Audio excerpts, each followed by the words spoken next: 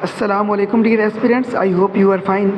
I welcome you back to the channel and also to part 6. Question number 51 is Borith Lake is situated in option A Gilgit Baltistan, option B Balochistan, option C Punjab and option D Sindh. तो इसका correct answer है option A. Borith lake Gilgit Baltistan में located है। गिलगित बल्तिस्तान की और भी important lakes हैं जिनके बारे में अक्सर क्वेश्चन पूछा जाता है, बहुत इम्पॉर्टेंट है। या तो वो ये पूछ लेता है एग्जामिनर कि ये जो लेक है, जैसे अभी पूछा था कि ये कौन से प्रोविंस में है, या फिर वो ये पूछ लेता है कि इसका डिस्ट्रिक्ट कौन सा है या इसकी लोकेशन क्या है। तो गिलगित बल्तिस्तान की सारी लेक्स को मैं आपके साथ शेयर कर देता हूँ जो इम्पोर्टेंट हैं यही इसी क्वेश्चन के साथ। लेकिन सारे पाकिस्तान में जिस जिस प्रोविंस में जहाँ जहाँ पर लेक्स हैं उनको हम एक अलग वीडियो में डिस्कस करेंगे। इस पेपर के शेयर होने के बाद मैं आपके साथ एक वीडियो में सारी लेक्स को शेयर करूँगा। इम्पॉर्टेंट लेक्स इन गिलगित बल्तिस्तान। नंबर 1 पे है अताबाद लेक। अताबाद लेक के बारे में ये क्वेश्चन रिपीटेड है कि ये कहाँ पर लोकेटेड है। ऑप्शंस में गिलगित बल्तिस्तान ठीक होता है। और ये भी पूछा जाता है कि ये इसकी लोकेशन क्या है, यानी एरिया कौन सा है। तो अताबाद लेक हुंजा वैली में है। और बोरिथ लेक जिसका क्वेश्चन इस पेपर में पूछा गया था जो हम डिस्कस कर रहे हैं, वो बोरिथ लेक भी हुंजा वैली में ही है। दूसरे पॉइंट पर देखिए सतपारा लेक। सतपारा लेक सकरदू में है और ये भी गिलगित बल्तिस्तान में है ऑब्वियसली। Then Kachura lakes. अब कचूरा लेक्स से मुराद 2 लेक्स हैं, एक अपर कचूरा लेक है और एक लोअर कचूरा लेक है। तो ये 2 लेक्स हैं कचूरा लेक्स, ये भी सकरदू में है, गिलगित बल्तिस्तान में है। नंबर 4 पे है Sheosar lake. Sheosar lake Deosai national park में है, गिलगित बल्तिस्तान में ही। बोरिथ लेक हम पहले डिस्कस कर चुके हैं हुंजा वैली में। और आगे 3 lakes Nalkar lake, Rama lake और कतमाना लेक, ये तीनों लेक्स भी गिलगित बल्तिस्तान की लेक्स हैं। इनको याद रखना ज़रूरी है, इनमें से किसी पर भी एग्ज़ामिनर हमें क्वेश्चन दे सकता है। अताबाद लेक, सतपारा लेक और बोरिथ लेक, इनके बारे में क्वेश्चंस पहले रिपीट होते हैं। नेक्स्ट क्वेश्चन नंबर 53 देखिए। What is the minimum wind speed of a tropical depression. Option A 30 to 34 miles per hour, option B 30 to 36 miles per hour, option C 30 to 39 miles per hour, या option D none of this. तो इसका correct answer है option C 30 to 39 miles per hour. जब भी speed होती है ना wind की 30 to 39 माइल्स पर आवर तो वो ट्रॉपिकल डिप्रेशन होता है। और जब 40 to 73 माइल्स पर आवर की स्पीड होती है तो फिर वो ट्रॉपिकल स्टॉर्म बन जाता है। और जब वो स्पीड 74 से 95 माइल्स पर आवर तक पहुंच जाती है तो फिर वो हरिकेन बन जाता है। ये एक्चुअली विंड जो होती है ना वार्म वाटर्स के ऊपर समंदर में, जब वो रोटेट करती है ना एक दायरे के अंदर बहुत बड़े एरिया में, तो उसको हम ट्रॉपिकल डिप्रेशन बोलते हैं। और जब वो ट्रॉपिकल डिप्रेशन की स्पीड ज़्यादा बढ़ती है, यानी 30 से 39 मील फी घंटा की रफ्तार से जब वो रोटेट कर रही होती है तो फिर उसको हम ट्रॉपिकल डिप्रेशन कहते हैं, ठीक है। और जब वही स्पीड 40 से 73 मील फी घंटा की रफ्तार तक पहुंच जाती है तो फिर हम उसको ट्रॉपिकल स्टॉर्म बोलते हैं, यानी तूफ़ान बोलते हैं। और उसको हरिकेन तब बोलते हैं जब वही उसकी रफ्तार 74 से 95 मील फी घंटा तक पहुंच जाती है।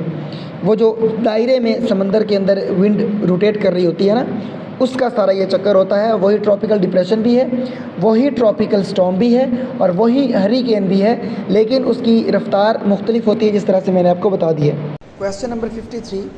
Saim can row 9 kilometres per hour in still water. It takes him twice the time to row up as to row down. Find the rate of flow of the stream. Option A 16 kilometres per hour, option B 13 kilometres per hour, option C 9 kilometres per hour and option D 3 kilometres per hour. तो इसका correct answer है option D. अगर हम flow of stream को suppose करें x kilometres per hour और हम उसका डिफरेंस और प्लस करके उसको 9 minus x divided by 9 plus x is equal to 1/2, इसको सॉल्व करेंगे तो x की वैल्यू हमारे पास 3 आ जाएगी। तो इसका correct answer 3 kilometres per our है। Question number 54. In the 14 points of Qaid-e-Azam, how much majority in central legislation was demanded? Option A 1/2, option B 1/3, option C 1/4 and option D 1/5। तो इसका correct answer है option B. Quaid Azam ने 14 points में 1/3 majority demand की थी central legislation में। और कायद आज़म के 14 पॉइंट्स आए कब थे या उन्होंने दिए कब थे, ये क्वेश्चन भी रिपीटेड है, मोस्ट इम्पॉर्टेंट है। तो ये नेहरू रिपोर्ट के रिएक्शन में आए थे। नेहरू रिपोर्ट आई थी 1928 में और कायद आज़म के 14 पॉइंट्स आए थे 1929 में। Question number 55, China joined the World trade Organization in. Option A 1999, option B 2000, option C 2001 and option D 2009। तो इसका करेक्ट आंसर है ऑप्शन सी 2001। चाइना ने वर्ल्ड ट्रेड ऑर्गेनाइजेशन को 2001 में ज्वाइन किया था। और 2001 में एक और बहुत इम्पॉर्टेंट ऑर्गेनाइजेशन फाउंडेड की गई थी, वजूद में आई थी, और वो है शंघाई कोऑपरेशन ऑर्गेनाइजेशन, जिसको शंघाई 5 भी कहते हैं। वो भी 2001 में ही इस्टेब्लिश की गई थी।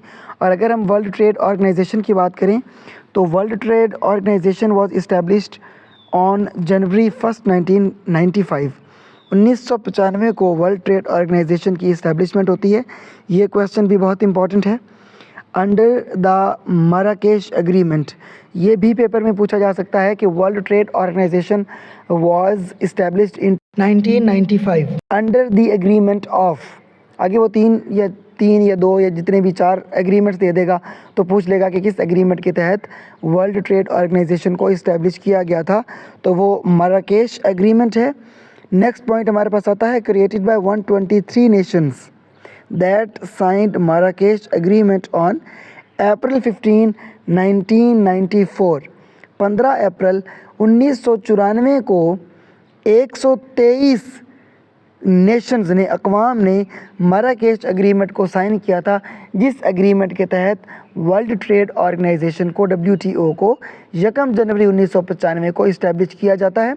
अब पेपर में वो ये भी पूछ सकता है कि Marrakesh agreement which was the base of the foundation of या establishment of world trade organisation was signed on. तो हमें याद रखना है 15 अप्रैल 15 1994, ठीक है। और ये भी पूछ सकता है कि वो एग्रीमेंट कितने कंट्रीज़ ने या नेशंस ने साइन किया था, जिस एग्रीमेंट के तहत वर्ल्ड ट्रेड ऑर्गेनाइजेशन को इस्टेब्लिश किया गया था। तो वो 123 नेशंस ने मराकेश एग्रीमेंट को साइन किया था 15 अप्रैल 1994 को। एक और important point World trade Organization के हवाले से लाजमन याद रखने वाला है, World trade Organization replaced GATT, ठीक है।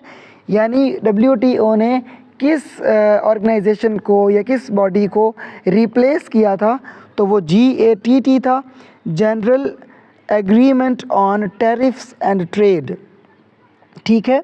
इसको वर्ल्ड ट्रेड ऑर्गेनाइजेशन ने रिप्लेस किया है। और ये जो general agreement on tariffs and trade है, ये कब से इन फोर्स था या कब से ये वर्किंग था, तो ये 1948 में इस्टेब्लिश किया गया था टू मैनेज वर्ल्ड ट्रेड। तो फिर WTO ने, वर्ल्ड ट्रेड ऑर्गेनाइजेशन ने इसको 1 जनवरी 1995 को रिप्लेस कर दिया और अब वर्ल्ड ट्रेड ऑर्गेनाइजेशन ही वर्किंग बॉडी है इंटरनेशनली। अच्छा, इसके हवाले से 2 चीज़ें और भी नोट कर लीजिएगा। वर्ल्ड ट्रेड ऑर्गेनाइजेशन का हेडक्वार्टर्स पूछा जा सकता है। तो वर्ल्ड ट्रेड ऑर्गेनाइजेशन का हेडक्वार्टर्स लोकेटेड है जिनीवा में, स्विट्ज़रलैंड में। और इसके मेंबर्स भी याद रख लीजिएगा, 166 nations are the members of World Trade Organization. Question number 56. If 6 persons working 8 hours a day earn rupees 8400 per week, then how much will 9 persons working 6 hours a day each earn per week? Option A, rupees 9250. Option B, rupees 9350. Option C, rupees 9450 और option D rupees 9550। तो इसका correct answer है हमारे पास option C 9450 rupees. इसको solve करने के लिए बहुत आसानी से हम इसको सॉल्व कर सकते हैं। गौर से सुनिएगा, 6 लोग हैं, 8 घंटे काम कर रहे हैं पूरा हफ्ता, और एक हफ्ते में वो कमा रहे हैं 8400 रुपये, 8400, ठीक है।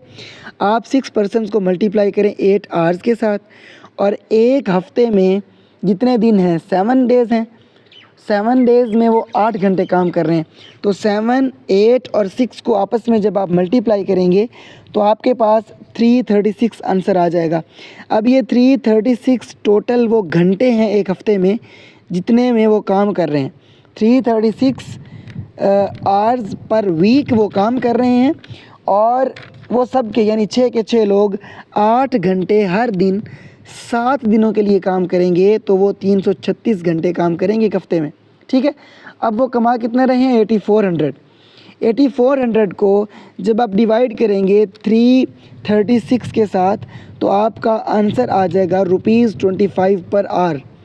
336 घंटे काम किया, 8400 रुपये कमाए, तो भाई एक घंटे में कितने कमाए 25 रुपीज़ पर आवर। ठीक है, अब हमें एक घंटे के रुपए पता चल गए हैं कि कितने कमा रहे हैं वो। ठीक है, दूसरी कंडीशन जो हमारे पास है उसमें हमारे पास 9 लोग हैं, 6 घंटे काम कर रहे हैं। अब 9 को और 6 को मल्टीप्लाई करेंगे 7 के साथ तो हमारे पास आंसर आएगा 378। 378 घंटे एक हफ़्ते में वो लोग काम करेंगे। अब सवाल ये है कि ये जो दूसरे वाले लोग हैं, हमारे 9 लोग एक हफ़्ते में 6 घंटे काम कर रहे हैं, वो कितने रुपए कमाएंगे, ये सवाल है।